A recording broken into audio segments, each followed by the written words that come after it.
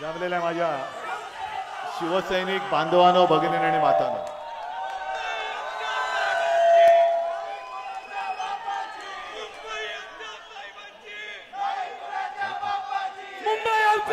पण मला बोलू द्या ना. बऱ्याच दिवसांनंतर मला वाटतं मी या विभागात आलेलो आहे. आवाज येतोय बरोबर? येतोय ना आवाज? सध्या तुम्हाला कल्पना आहे की कोणत्याही क्षणी निवडणुका जाहीर होतील आणि निवडणूक जिंकण्यासाठी मी पूर्ण महाराष्ट्रामध्ये निवडणुकांच्या सभा होण्यापूर्वी माझ्या कुटुंबियांना भेटायला फिरतोय. तुम्ही सगळे माझे कुटुंबीय आहात.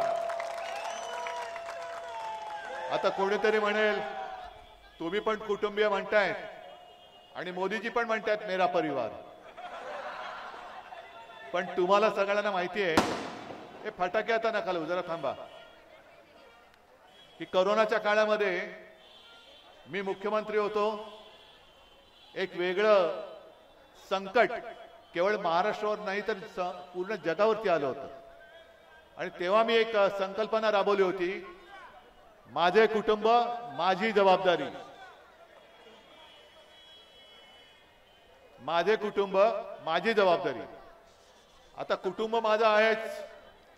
जशी कोरोना काळामध्ये मी माझ्या कुटुंबाची जबाबदारी घेतली होती, तशीच ही जी काही हुकुमशाही येऊ घातलेली आहे, त्या हुकुमशाहीला गाडण्यासाठी सुद्धा मी माझ्या कुटुंबाची जबाबदारी घेतली आणि म्हणून मी मैदानात आलेलो आहे. मोदी जी आपने कह दिया मेरा परिवार ठीक है, लेकिन जिम्मेदारी कौन लेगा? मेरा परिवार तो ठीक है, जैसे मैं कह रहा हूं कि मेरा परिवार मेरी जिम्मेदारी, वैसे आप कहो ना कभी एक बार तो. कारण निवडणुका आल्यानंतर देश हा माझा परिवार आणि निवडणूक जिंकल्यानंतर फक्त यांचे मित्र म्हणजे यांचा परिवार.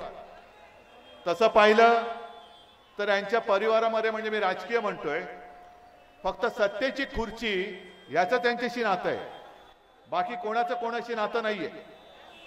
आता जी काय भारतीय जनता पक्ष, त्याला म्हणणं मला जरा अवघड जाते, कारण तो जो काही पक्ष होता तो वेगळा होता, वेगळ्या संस्कारातला पक्ष होता, वेगळ्या एका चालीरीतीचा होता. अगदी नीरव सुद्धा आपल्यामध्ये आलाय. नीरव तुमचे जे पिताश्री होते राम बारोटजी, एक सज्जन सभ्य माणूस, ती एक परंपरा वेगळी होती.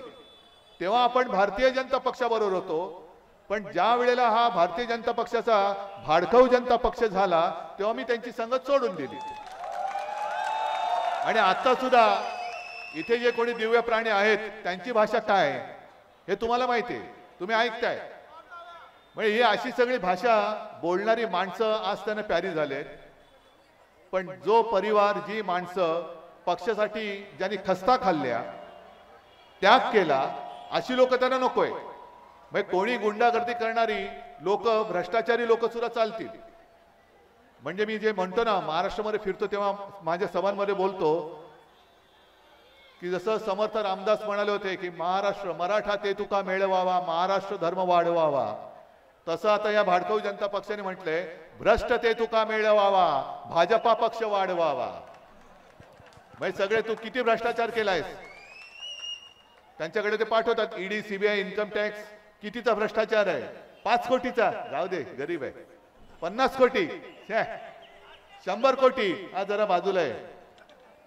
70,000 कोटी, अरे ये तुझीच वाट बघतोय, ये तुला घेतो, उपमुख्यमंत्री करतोय, डोक्यावरती बसवतोय.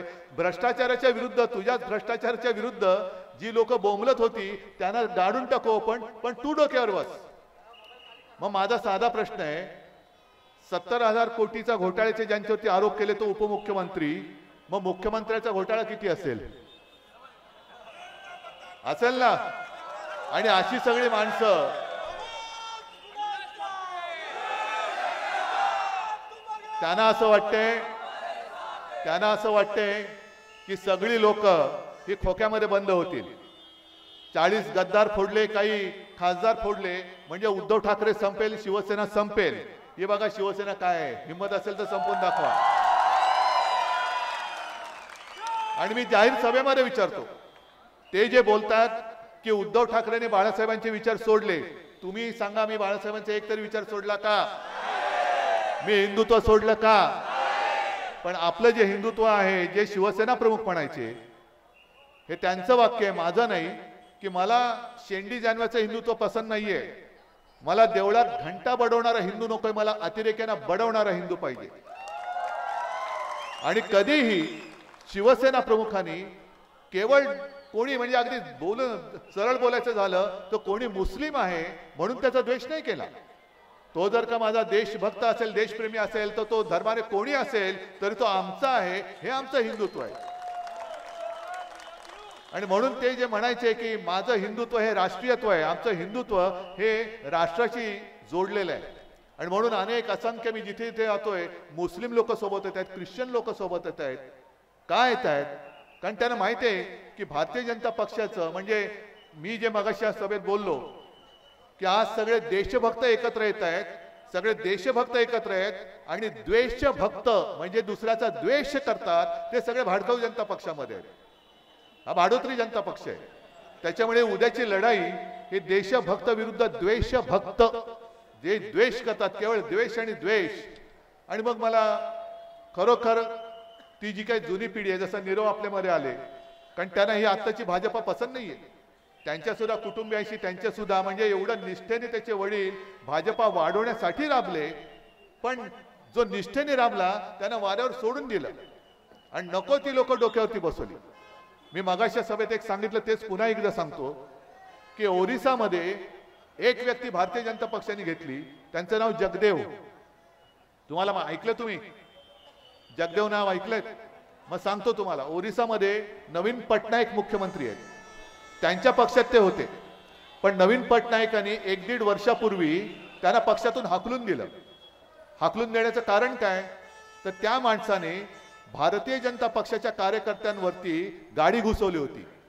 म्हणजे 15-20 कार्यकर्ते हे जखमी झाले, एक पोलीस अधिकारी जखमी झाला. ते त्यांनी कृत्य केलं म्हणून नवीन पटनायक यांनी त्या जगदेवाला हाकलून दिला. त्या जगदेवाला ज्यांनी भारतीय जनता पक्षाचे कार्यकर्ते चिरडले त्याला देखील भाजपाने घेतलं आणि त्याला मला वाटतं तिकीट दिलं. ही भाजपाची संस्कृती, याला आपण हिंदुत्व मानायचं आणि त्यांच्या पालख्या व्हायच्या. आज सुद्धा जो मी चिडून उठलेलो आहे, यांच्या विरुद्ध उभा राहिलोय. का उभा राहिलोय? अरे गद्दाराला 50 खोके मिळत आहेत, मी गेलो असतो तर किती खोके मिळाले असते? पण का नाही मी गेलो? का गेलो नाही? कारण माझी मुंबई, माझी म्हणतो म्हणजे आपल्या सगळ्यांची मुंबई लुटली जाते, महाराष्ट्र लुटला जातोय. आहेत ना, इकडे सुद्धा अनेक गुजराती माता भगिनी बांधव आले असतील या मतदारसंघात आहेत, त्यांचं आमचं कधी वैर आहे? आपल्या शाखेमध्ये येतात. अगदी नीरव तुम्ही सुद्धा आलात ना, कधीतरी तुम्ही माझ्या भेटीमध्ये मी कधी कोणाशी तरी गुजराती माता भगिनी किंवा बांधवांबद्दल एक तरी चकार अपशब्द वापरलाय? 92-93च्या दंगलीमध्ये शिवसैनिकांनी त्यांना देखील हिंदू म्हणून वाचवलं ना. आमचा गुजराती माणसाबद्दल द्वेष नाहीये, गुजरातबद्दल द्वेष नाहीये, गुजरात आमचाच आहे. पण आज मोदीजी जे करतायत की कळत न कळत गुजरात विरुद्ध पूर्ण देश अशी एक भिंत उभी करतायत. म्हणजे जणू काही देश नाहीच आहे, सगळं काही गुजरातच आहे. जे काही उद्योग येत आहेत ते गुजरातमध्ये नेत आहेत. मग गुजरातमध्ये सगळे तुम्ही उद्योग नेत असाल तर बाकीच्या संपूर्ण देशातील राज्यांनी काय घोडं मारलंय? आणि हा जो काही प्रकार आहे, मी आज सांगतो तुम्हाला, जाहीर सांगतो, उद्या आपल्या इंडिया आघाडीचं सरकार येणार आहेच, कोणत्याही परिस्थितीत येणार. आपल्या इंडिया आघाडीचा पंतप्रधान होणार आणि तो आल्यानंतर मोदीजी, तुम्ही माझ्या महाराष्ट्राशी आकसाने जरी वागला असलात तरी आम्ही गुजरातशी आकसाने वागणार नाही. जे जे गुजरातसाठी आवश्यक आहे आणि गुजरातला जे हक्काचं असेल ते आम्ही देऊ, पण त्याच्यासाठी माझा महाराष्ट्र मी ओरबडून देणार नाही, कोणत्याही परिस्थितीत देणार नाही.